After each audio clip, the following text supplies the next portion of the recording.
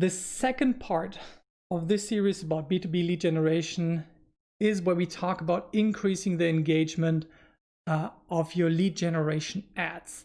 Yeah, it's a magic way how to make people click on those ads, and there is a system to get that magic working for you, and I really want to show you how I go about doing this.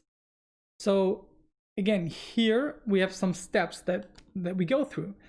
It's quite a systematic way, especially with paid advertising. Everything can be broken down into numbers, but you need your creativity to do something to change the numbers.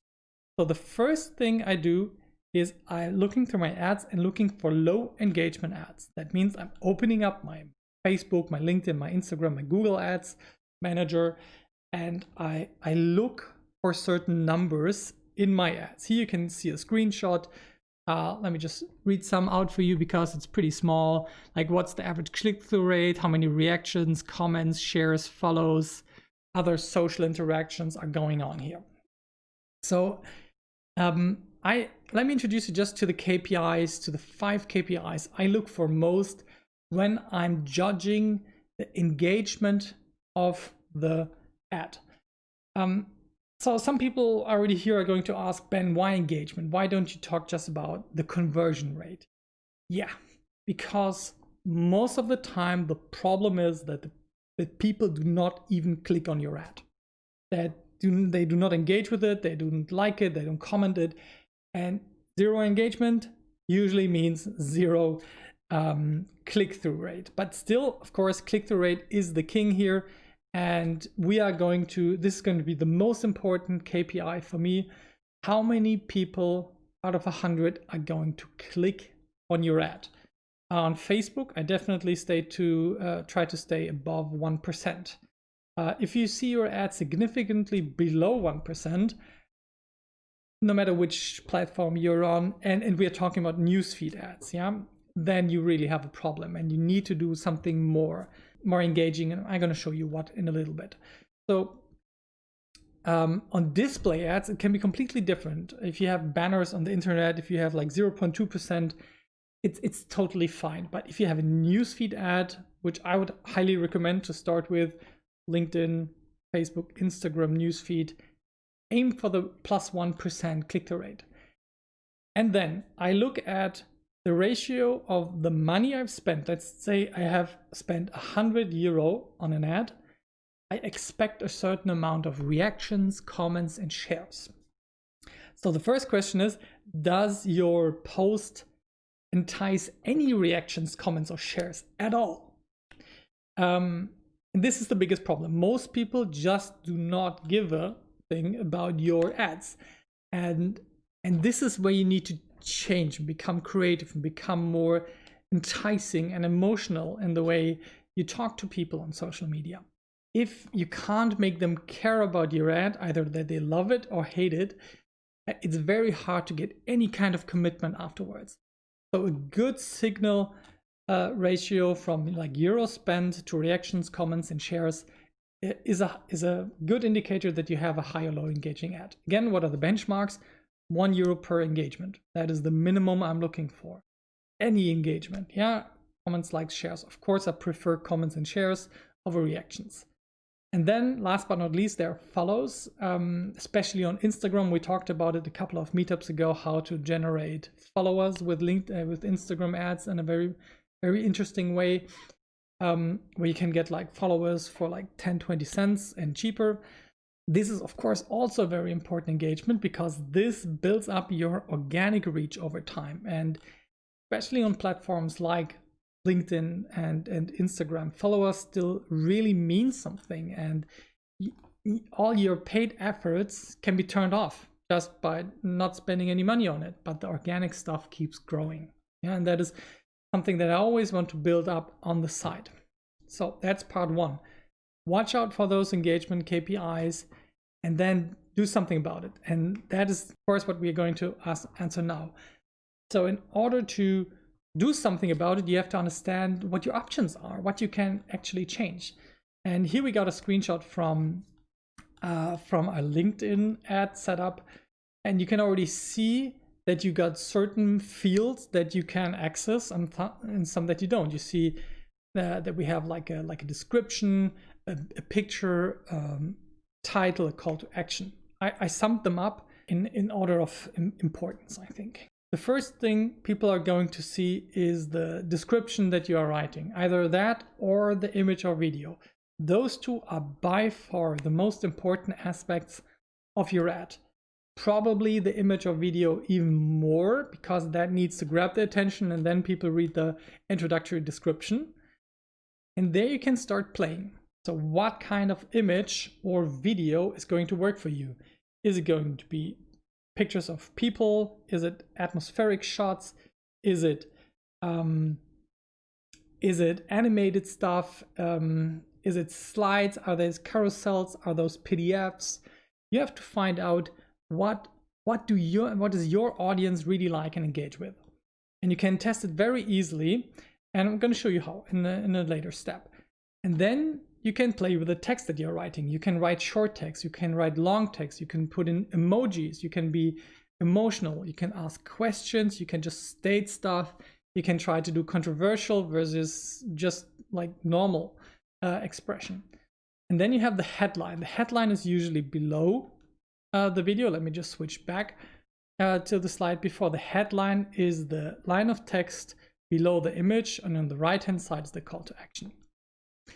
But this headline can be like a little summary or call to action. Now press this button, now go to this survey, get this lead magnet for free, PDF, those kind of triggers. And then you have the call to action button where you can usually decide between like download, subscribe, buy, sign up, learn more. I'm a huge fan of learn more. And then the last piece, which is not actually really a part of the engagement, is the destination URL. Where do people actually end? But of course, in terms of your conversion funnel, it makes a huge difference where you send your people. Just only matters after the click. So I put that in parentheses. So playing with those 4 variables at the top, that's going to be your playground. And now the question is, what exactly should you do there? There's a nice saying in the artist world that is called steal like an artist. And that is a phrase that is meaning like, look at what other good people are doing and adopt it and study it and make it your own style. Yeah, that is stealing like an artist. It's a wonderful little book. And one amazing place that you can see here is the LinkedIn search, where you can search for content. And since we were talking about the case study of Monday Rocks, of course I was looking for something in the direction of team development.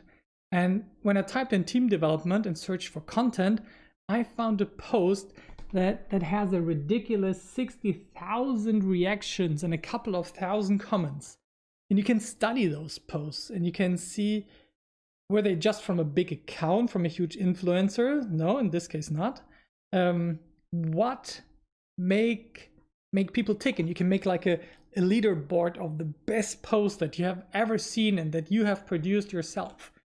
And that way you can study what other people are doing, and there are great resources to discover high engaging ads. So one example I already told you, like pages from industry leaders. It doesn't even need to be in your industry. It doesn't need to be in your language. You can just transfer that to your own way and for your audience. The LinkedIn content search is great. The LinkedIn hashtags are getting better and better. So everybody who's used LinkedIn has gotten those notifications about this post is trending in this hashtag that you follow. Follow all the hashtags that are important to you, and then you will see the posts that are getting attention. And of course, it's often because the accounts who publish them are big, but more often than not,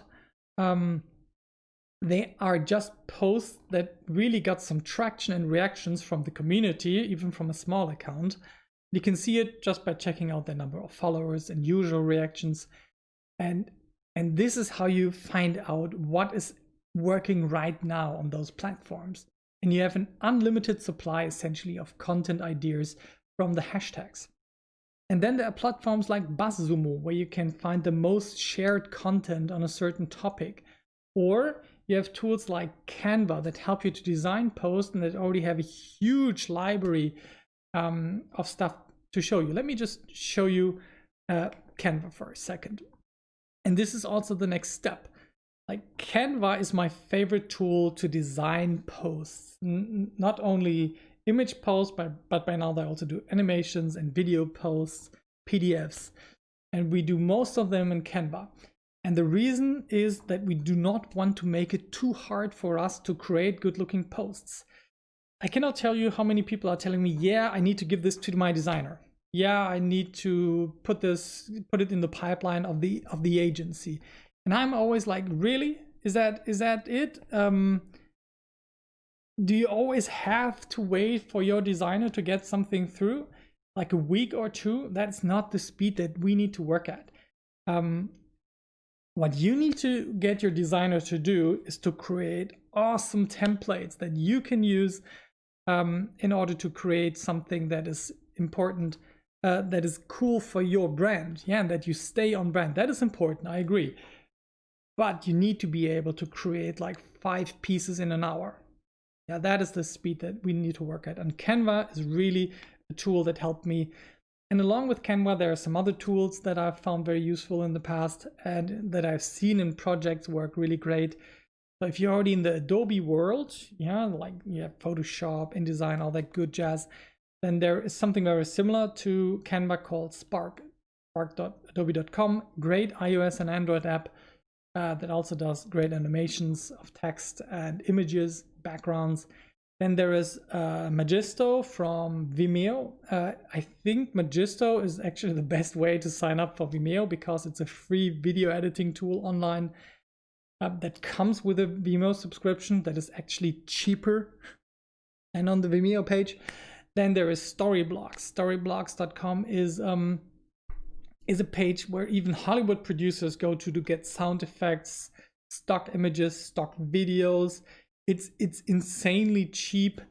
I think last time I checked, it was below $200 per year to get access to this whole video library. And if you're wondering like, oh yeah, but I need to pay now creatives to produce all of this kind of stuff, start with stock stuff. This is really good stock stuff, not the boring stuff. And then switch over to your own content production system. And if those tools are not enough for you, there's Product Hunt. Product Hunt, I created a link here on, if you downloaded the slides, where you can get to the Product Hunt search for this kinds of design tools. It's just insane. It's a ranked list of design tools for all kinds of things. So if you're interested in more tools for this, knock yourself out on Product Hunt. It's a great place to get lost in tool hunting. Okay, let me sum up. So to increase the engagement on your lead generation ads, you first want to identify the ones that are not engaging that well in your campaign manager. Then you need to understand the options like your description, your image, your headline, your call to action, and what you're supposed to change about it. You can then get inspiration and steal like an artist. And then, very important, not make it too hard on yourself. Your content creation process needs to be something, come on, let's knock out 5 awesome pieces of content per day at the minimum. Yeah. And then you can test a lot of variations. So testing a lot of variations, I didn't talk about specifically because we talked about testing variations a lot during the LinkedIn advertising meetup. And this, of course, means that when you have your campaign set up and you got 5 different ideas for content, you can create 5 different ads and see who gets the most reactions, best click-through rate, cheapest cost per click, highest conversion rate. And this is where you get deeper into the testing. So if that already sounded cool to you, then head over to getpirateskills.com/optimizing-leads. This is where you can download the slide deck. You can also watch all of the videos that we upload from the past meetups on YouTube, and it would be awesome if you would leave a sub and a like over there. So now we looked at the first 2 steps of optimizing your B2B lead generation, like finding the bottleneck. And usually the first bottleneck is your traffic source. Can be paid, can be organic, but if people don't care and don't engage, they won't convert at all. The next step is what happens when they actually click through away from those social platforms to your landing page. Then you need to sign them up, you need to get their attention, you need to get their commitment. This is what we're going to talk about in the next part.